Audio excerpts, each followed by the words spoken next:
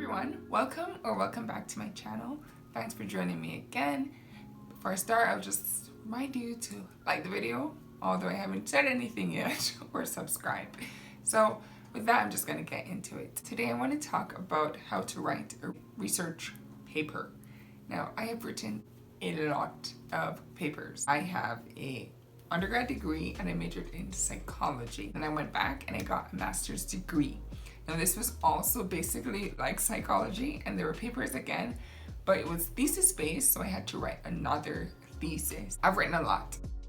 You have to understand your assignment if you're going to enter the question and get marks. When I was in my first year, I did terrible on the first assignment. Like, I think I got like a 60 or something, and I was shocked. But the thing is, I did not answer the question.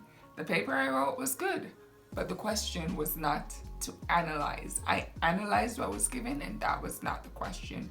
So you need to make sure that you are answering the question. So the first thing I would say is find that question. You can print it out, you can look at it on your computer, but you want to underline what that key thing is. Describe, analyze, compare, make sure you know what it is, and then you can use something else like a different color marker or circle what you're supposed to do. So if it's two books that you're going to compare or analyze this argument, make sure you know exactly what that is, because that is going to help to frame the rest of your paper. Next, you want to note the requirements. And by that I mean, how long should your paper be? Are there things that you need to be included that was given in the instruction? Is there a due date? These are all important things that you should know going into your paper, because it's going to help you. And if there's something your professor said that, okay, put this in the paper, you want to know. And that brings me to my next point, which is conduct some research ahead of time. Okay, research, that's a big word. And it depends on the paper that you're writing, the type of research that needs to be done. So it could be that you're writing a literature review, so you want to figure out information about the topic, but what do you know about the topic already? I'm assuming this is something that may have been touched on in class. Is there anything that you can take from your note to help you write your paper? You want to make notes of those things, like the professor said this. If I put this in the paper, I'll look like I'm paying attention and it's relevant. Check, have that there. Is there anything on the internet that has already been said on the topic? Now, this is not plagiarism. This is not plagiarism. We're not going to go copy things off the internet, but you can get an idea of what has been said about the topic. For example, if you're going to analyze a movie, this may not have been covered in your class, and you may have forgotten the movie because you watched it and you're texting or whatever and you didn't pay attention, but you want to know what the key things are. So you can look up the film, for example, and look for an analysis that has been done on the film to help you to understand what the key points are, because it can be hard to analyze something the first time you're watching it. So unless you have time to watch it a second time, I find looking up the film and seeing what other people have said will help you to get some information about it. And you just want to keep track of all of this to base yourself, ground yourself. What do I know? What do I need to know? So this can help you fill that gap in. And that takes me to my third point. Do an outline for your paper. Now, I've tried to skip this step. I know people who have tried to skip this step. Just do it in Word. Write out the key points that you want to talk about and just put bullets under them with the information that you have or the things that you definitely want to mention in your paper. Or you can do a flow chart and you can just put that key concept in the middle and then draw arrows going to the key points. Now, if you don't know what your key points are at this stage, put as many ideas down as possible and then narrow it down. So if you put everything down, the main things, and I'm not talking about big blocks of text, but a one line, a few sentences to capture the essence of a point. Or if you go over everything that you've written, you can see that some of the points connect, and maybe when you thought you had 12 points, you only had 4 points, and they're all easy to connect in that way. This will also help you to get an idea of what you want to talk about first, second, third, and fourth in your paper, because you're creating that outline. Most importantly though, this is going to help you to find out what you don't know. Maybe you thought you had 6 points, but you only have 1 point, and it's the same thing and you're saying it in different ways. What this will help you to do is see that gap, see where you're missing information, and you can go back to a previous stage and gather more information to help you to develop this idea a bit more before you start writing. Maybe it's an assignment where you had to choose your own topic and you realize, I've chosen this topic, I thought I knew a lot about it. Let me go and pick a different topic because now I'm realizing I don't have that much to say on this topic.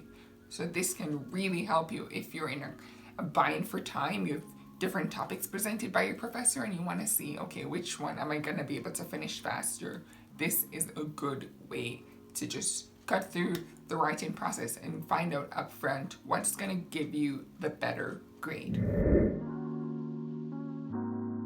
Start writing. Just start writing the paper. Now, some people like to have a perfect first draft. There is no such thing as a perfect first draft. And if you're writing perfect first drafts in a short amount of time, you need to get a job as an editor like Stat. Go do that right now. But most people don't write perfect first drafts, and that's okay because you have time to polish things. Instead of spending all your energy and time thinking about how can I make this perfect from the get-go, you just start, and as you do it, you improve upon what you've already done. And I think that's the best way to write.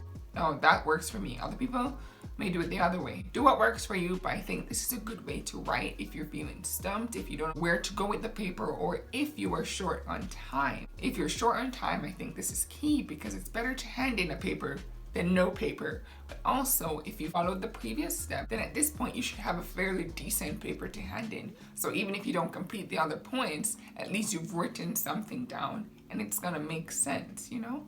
You have the meat of what you need to produce already. So you just start writing, get it all out, and then you can cut it down. If you're gonna start writing, if you're in APA, a pro tip that a lot of people don't know about is that there is an APA template already there for you.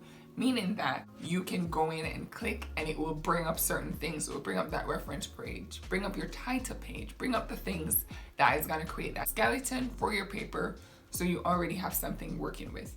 Now I know when I go to start a paper, it's like, oh, this has to be 12 pages, for example, and you're on page 1 and it's really discouraging because it feels like you're not making any progress.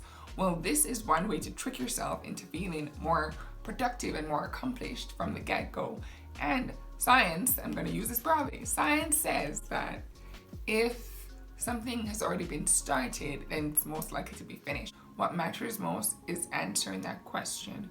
And a lot of people fuss about the grammar and stuff, but if your class has a rubric, for example, and you can ask your professor for this, and if they don't provide you with one, probably not the best professor, but maybe look one up online and you can see that grammar and that kind of thing, it's gonna be scored lower than the content. So you wanna make sure that you have content and then you go and address the minor things after. Put things in their place. This is worth more. You wanna spend more attention on that section of your paper. Last video, when I looked at it, it was about 30 minutes, so I decided to cut it into different parts so that it's not super long because you have things to do and you don't have time to stay here for 30 minutes. So thanks for watching. Until next time, bye for now. Bye for now. Bye for now. Until next time, bye for now. Bye for now. Bye for now.